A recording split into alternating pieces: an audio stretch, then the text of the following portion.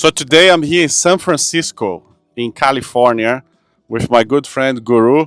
We've known each other for almost a decade. We used to implement Kafka systems back in Australia and do fast moving data. Like Guru and I were the fast data guys back in the day. Now, fast data is even more important, right, with the whole emergence of agents. And our Guru, I want him to talk a little bit more about himself, but he works here in Silicon Valley and he is actually the heart of the whole AI explosion. But before we talk about that, let me show you the settings of where we are.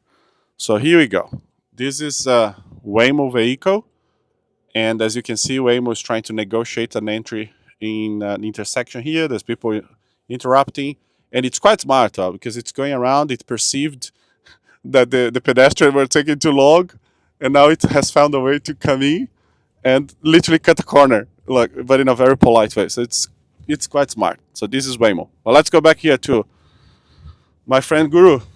So Guru, tell us what you're up to and yeah, what you see. Yeah. Hey, thanks, Carlos. It's you can't believe you know seeing you here.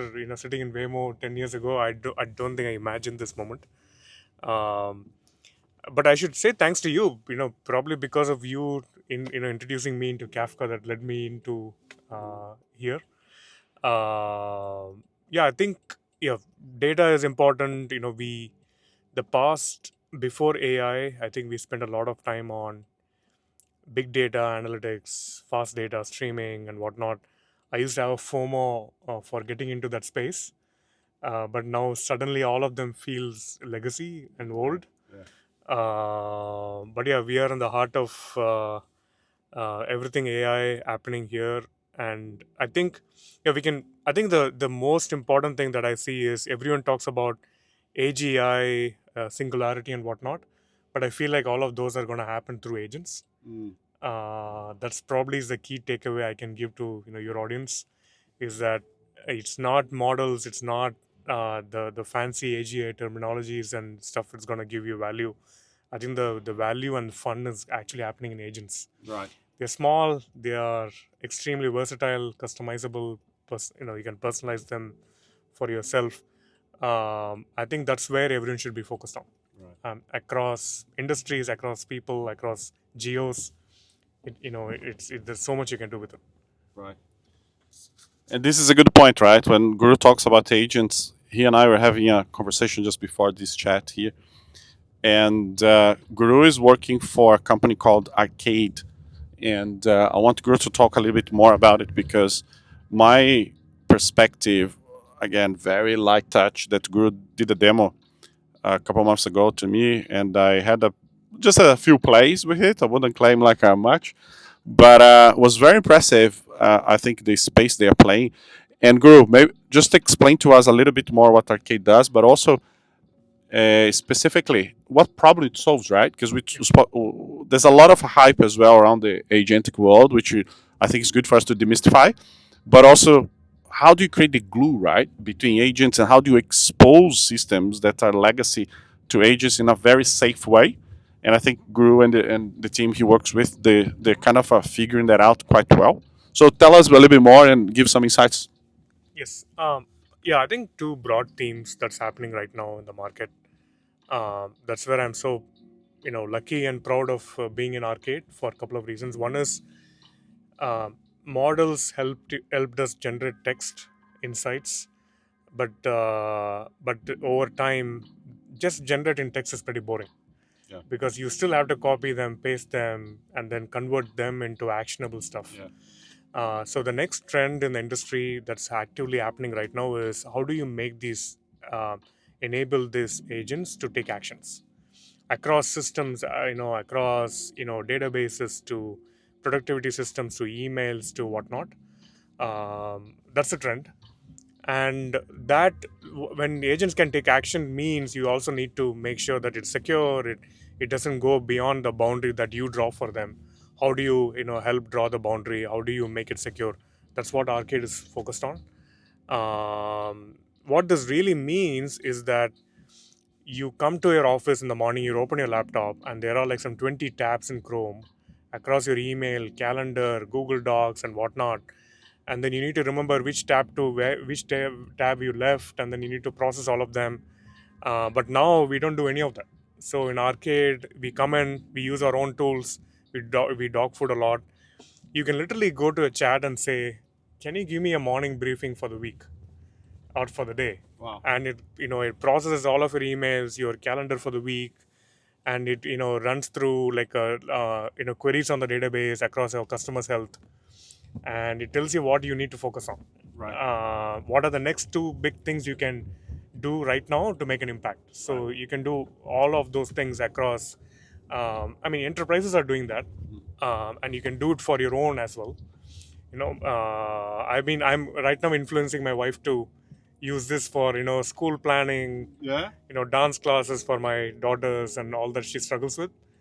So yeah, that's probably the next thing we'll try to innovate. So arcade at home. Arcade home, yeah. Oh wow. And so there's a lot to unpack here, right? And one area that Guru touched on is, for example, multi tabs. I'm one of those who I'm a tab hoarder, right? I Yeah. keep tabs open forever.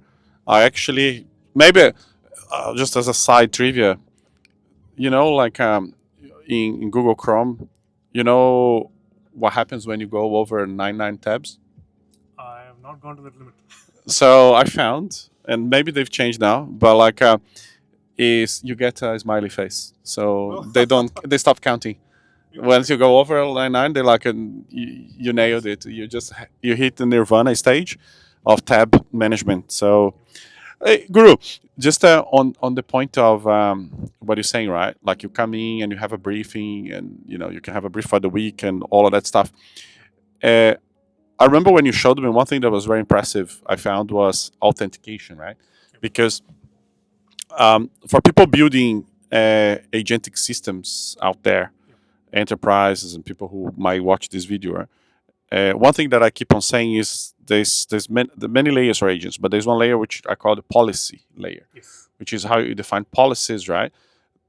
Which is more like define the guardrails, right? In a way, what you touched on, like it's really like the high level, the harness, and it mimics a lot the human behavior. Like in my view, a policy is it's wider than a procedure, right? It's not an SOP, but then you get to the next level, which is exactly that, what I call the procedural level. I've been more and more calling specification because that's where you think of the Claude, for example, in a Claude world, that would be your Claude.md file, for example, right? That's more procedural, more specific. Um, and then you get to code, right? The next level, which is like could be, like the detail MD files, the JSONs, but then one problem that keeps occurring, and we all know, is memory management of agents, right? If you overdo it, then the context is inflated, it doesn't perform well, and if you underdo it, it's hungry, doesn't know really what to do, right? So, question for you is like, how are you guys figuring it out, like the memory aspect, but also how you abstract all of that complexity that every agent needs to have authentication, make sure that it's like impersonating the right users and so on. Uh, Tell us more about like how you guys tackling that. Yeah. Yeah, this is probably the most important question. I think there are the multiple layers to look into here. But I feel like you mentioned about three or four different parameters of the problem, but I feel all of them will go into the cost equation at some point. Right. I think all the optimizations and innovations that are happening today is all around that pretty much, in a way. The reason why I say that is, you can, you mentioned policy. Mm-hmm. Policy is a very interesting word. You also mentioned spec. Um, so the way we see policy is policy enforcement. It's Mm-hmm. a very enterprisey word, but what that really means is the past 15, 20 years, security teams and products have really nailed the rules and methodologies and structure for policy creation. Mm-hmm. User groups, identities, what one needs to have access to, Yeah. which system one person can access. So when you have defined all that, and now that agents have come into the picture, one of the foundational principle to keep in mind is agents act on behalf of a user. Mm-hmm. So that means you go and tell an agent, "Hey, can you send this email for me?" Mm-hmm. Or "Can you schedule a meeting with Carlos?" For example. Mm-hmm. What it really does is it actually uses my account to send an email Right, right. or schedule the So calendar. it's of course impersonating me, right? Yes, and at that point, what that really means is it's just a delegated auth. Hmm. So you're using your authentication or authorization, but you're basically letting the agent act on your behalf. So when that happens, suddenly everyone is like, oh, I have to now recreate this entire policy infrastructure layer for agents. So that's where we look at this differently. So what we do is we just directly integrate into your policy infrastructure Right. so that you can just leverage your existing identity, existing groups. If someone is having access to ServiceNow, for example, and they Hmm. can see a very critical report, Hmm. still they can only see it. Right. So the tool execution So the directly. agents become an extension of Yep, my access levels, for example, in that case. pretty much, yes. The only difference is instead of using a UI, you are basically using an agent orchestration as a layer. Hmm. This is where the reason why your Chrome tabs are vanishing is because opinionated UIs from SaaS companies are going away, Hmm. replaced by orchestration. So you don't need those tabs anymore. Hmm. Um, and I think that's where the reason why I mentioned cost as well on top of all of this is that you have models are Yeah. becoming expensive. They're good, but they're very expensive. That means you have to perform a task. Let's say you want to send an email, and can you believe you need to actually call 3 API endpoints to send one email? Mm.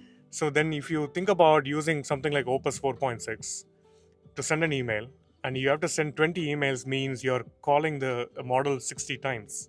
Right. So then what you do is that's where we think of it as writing optimized tools.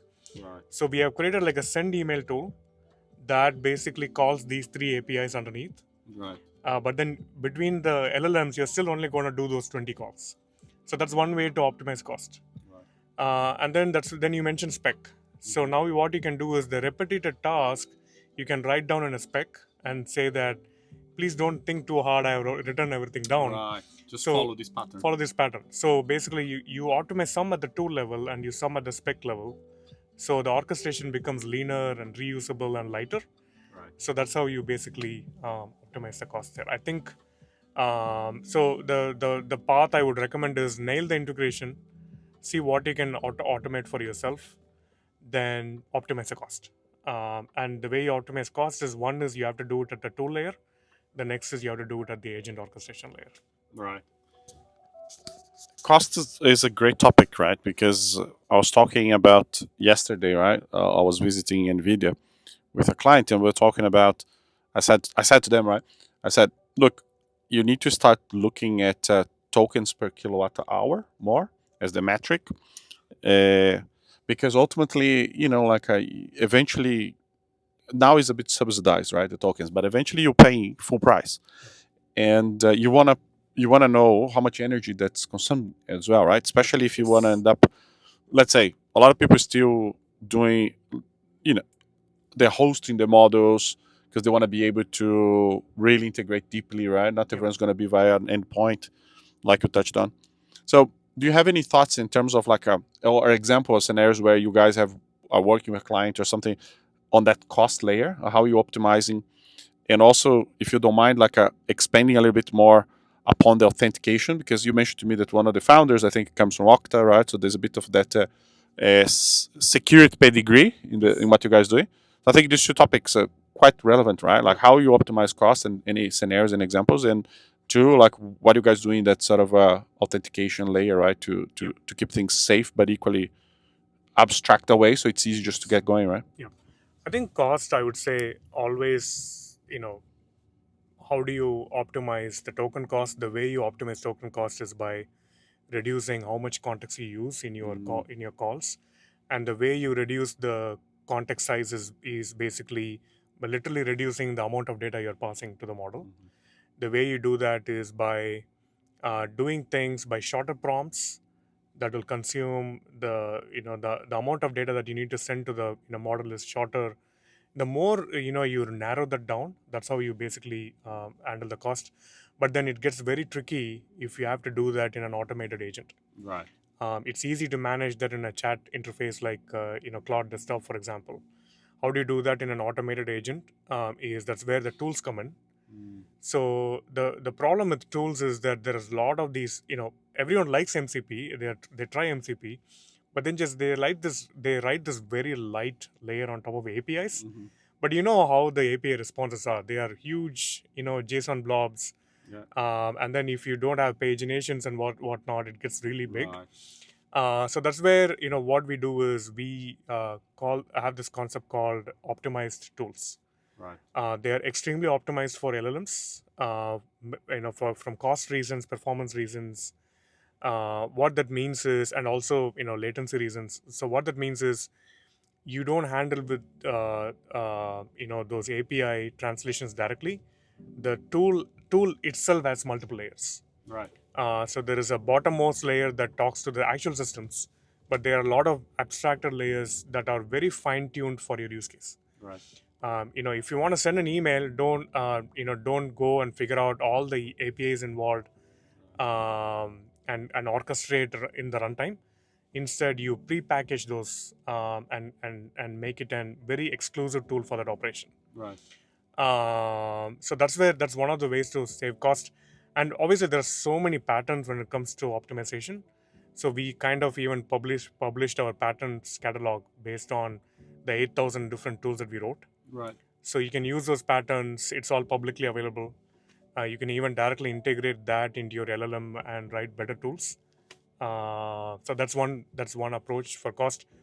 So yeah, I think the key point I would say is always design tools for your use case, and be really narrow about, very specific about the domain that you're dealing with. For example, when you're building an onboarding use case on top of Salesforce, don't build tools for Salesforce. Build tools for your onboarding use case. How to upload a logo, how to collect customers' information. Not like, how do I upload this Salesforce field? How do I update this opportunity in Salesforce? So that's one way to think about it. Going back to authentication and authorization, I think the key thing always to remember is that, um, you know when you expose actions to your agents, you already have access to certain systems. For example, you can go write a query. You can see 15 different tables in a database. But then when you do delegated auth, you don't want to also give all those operations to an agent. You want to restrict the agent to do only reads, or you want the agent to restrict the writes to specific columns in only a couple of tables. So that's what we call it as scoped auth. That means on top of your identity, after you enforce your policy, you can go and say, I don't want this agent to do certain operations. So that's what, Like an exclusion list. pretty much, yeah. You can kind of blacklist the agent from performing X number of tasks, that you can, as a human, can do it, but you don't want the agent to do it. So anything disruptive. So for example, I have an MCP gateway for myself in Arcade. That is only that I call it assistant. What it tells me is it only has access to read-only tools. It can read all of my Slack messages. It can read my emails. It can read my Google Docs, but it cannot perform actions like delete or send an email and things like that. So this is quite a clever setup, right? That Guru just articulated. And I don't know if whoever's watching this, I think one key insight Guru just shared is how you design your tools, because more and more tools are the new APIs, right? In a way, Yes. and you don't want them to be too broad. And APIs, they were designed sometimes to be broad because of optimization, right? You want the parameter defined, basically what you want to do with it, Yes. but the access sometimes is quite broad. Yep. For maintainability, right, and operation. But tools are different. You want more narrow, right? You want to. I think this is a key insight, like what the Guru just said, right? Design tools fit for the use case, and then make it super easy to add more tools, right? Like for example, the pattern that Anthropic has been using, skills, right? Skill files, for example, it's quite powerful, and then even expose agents as tools, right? So equally powerful, because a sub agent can be triggered as a tool that performs a task asynchronously, and then the main thread continues on. Um, There's, Yeah, I think there is something important to talk about skills. I think this is one of the, because Anthropic is so big, and when they come up with ideas, it's so fascinating what they have done. But Mm, sometimes um, it's also the, it's also good to have a perspective around these options that we have. mm, One of the perspective I share with my customers is that I always relate AI capabilities to real humans. And if you're not able to relate a capability to real human, that means that's going to get consolidated away.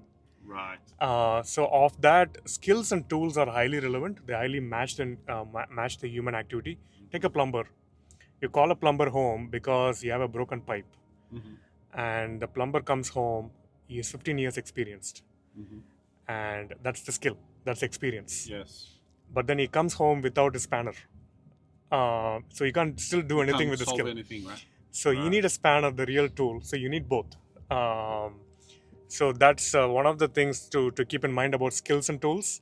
Right. Just because MCP is older than skill, it doesn't mean Right. that skill has overtaken MCP. You need You both. still need both, Yep. right? Yep. I, that's a good analogy, right? To the plumber. I normally talk about agents without arms.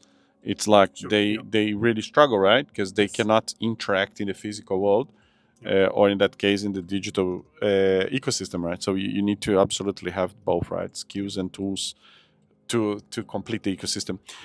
Hey, um, Guru, before we wrap up here, he and I were talking about OpenClaw, right? As we should. Yes. And Guru has a really cool setup. I don't know if we're able to demo here on your phone, but I think it's quite cool. But maybe talk about like what you've done and your experience and your thoughts also on OpenClaw, right? Because I Yep. think now that you practice, hands on, you have some views as well, what works, what doesn't. But yeah, Yep. just share your experience so far with it. Yep. Yeah. I think for me, I would tie everything back into the concept that I've been talking about, is that the next app that you should build is you.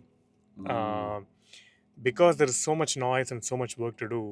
Um, the only way you can actually thrive in this noise is by automating yourself. right. So that's the first app you need to build. On that note, OpenClaw is the most easiest accessible tool that you can take advantage of. Right. So I basically went and cleaned up my old MacBook, and I installed OpenClaw. Obviously, I don't have any of my browsers authenticated to my accounts because I don't know Yeah. the possibilities of what it can do. I still integrated arcade gateways because it goes through the secure channel and whatnot. But the way I use OpenClaw is I've integrated OpenClaw to my WhatsApp. Hmm. So any random thought that comes to my mind, for example, I've integrated OpenClaw to my Twitter account, my email and whatnot with restricted scope that Hmm. I was just talking about, and it has access to Google search and whatnot. So I just I see some banner on the road that says something about AI. Nowadays, I don't go to Twitter and check what really happened in the past 5 minutes. I just ask OpenClaw, hey, can you give me a briefing? So I sat one day for a couple of hours and gave a brain dump of everything about me, Hmm. how I think, Hmm. how I write blogs, how I like to help people, and everything. So if I feel like doing a Twitter post, or if I feel like figuring out a solution for a problem, I just go to this. Right. I say, I saw this. What do you think about it? So it has become my mirror to brainstorm, to automate things and whatnot. So I don't have the FOMO anymore. It's reducing. I don't feel like I'm missing out anything. So everything is processed by OpenClaw. It gives me the digest. Um, so that way, I think the where I'm going with all of this is whatever you're really good at, you should completely automate using AI Mm, so that you use your human capacity for learning new things, right. because that's where the struggle is. Yeah. Because I don't know many things, many domains. For example, I come from engineering background, but then now I do a lot of product marketing stuff Hmm. that I don't know about, Hmm. where I cannot automate that learning using AI. I have to spend my capacity. But if I'm draining that with the noise, then I'm gonna be in trouble. Right. So I think that's how I see OpenClaw. It has become a really good personal assistant. But obviously, if with tools like Arcade, you can make it secure, um, and obviously don't automate things every minute. That's going to burn a lot of tokens. Yeah. So I use OpenClaw in a reactive way. I Right. ask question and it responds to me. Right. Yeah, I think yeah, it's definitely a lifesaver for sure. That's awesome. I love like how Guru is using, for his personal assistant, OpenClaw. Maybe we'll have another video chat here, just on that, right? To talk Yeah. a little bit more deeply what he's doing, because I think it's quite clever. And he showed me before, like his WhatsApp integration. This is extremely powerful, folks. Like anyone who wants to experience. I just don't want to finish this video without reiterate what he just said, right? We use different language, but he said like building the app of yourself is what I've been talking a lot as well. I use the concept of creating your own Jarvis, right? Or having, Jarvis as the Iron Man, like, because Iron Man, at the end of the day, Tony Stark is a normal human being, normal, given the constraints, but he's normal. He doesn't have superpowers. He does have superpowers when he wears his armor, all right? Jarvis or Friday now, and that's what gives him access to skills, to tools. That's really a good metaphor, in my opinion, to what we are living right now. So whoever's out there, make sure you experience like a wipe up your old MacBook or buy an M4 or something and try it out like an OpenClaw. I've been trying it out. I haven't gone as far as Guru has. Be a bit more concerned, like security, but I will. I think it's worth it. My point is like it's definitely worth it, and this is just the beginning, right? So it's exciting as well, but you gotta really put the effort in learning because I think it's worth it, and you're just gonna get a lot of value out of it just pretty rapidly, right? It's because, like Guru said, it amplifies what you know. So anything you're good at, make sure that you're automating, you're maximizing that because will free you up capacity, right, to learn new things. Guru, now Guru and I are gonna enjoy the game. We're gonna go see the Warriors versus Bulls. Um, and our Waymo is still going here, going strong, finding a way to park. So we are 1 minute away, so it's just almost there. Folks, thanks for listening. Post any questions and look forward to talking to Guru again. Thanks, man. Thank you guys. See ya.